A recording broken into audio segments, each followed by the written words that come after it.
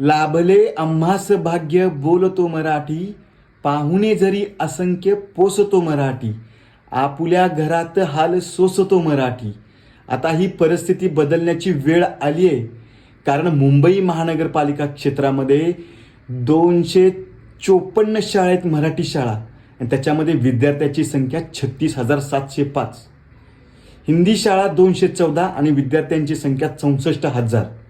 आणि उर्दू शाळा 195 आणि विद्यार्थ्यांची संख्या 65,000. ही आहे आपल्या मुंबई महानगरपालिका क्षेत्रातील मराठीची अवस्था. आज विद्यार्थी कमी आहेत मराठी शाळेमध्ये, विद्यार्थी कमी आहेत. याचं कारण एकच, बाहेरच्या राज्यातील लोक येतात आणि इथल्या शाळेमध्ये ॲडमिशन घेतात, कारण त्यांना माहिती आहे ह्या सगळ्या गोष्टी मोफत मिळतात. याच्यामुळे हिंदी मीडियममध्ये विद्यार्थ्यांची संख्या जास्तीत जास्त वाढायला लागली.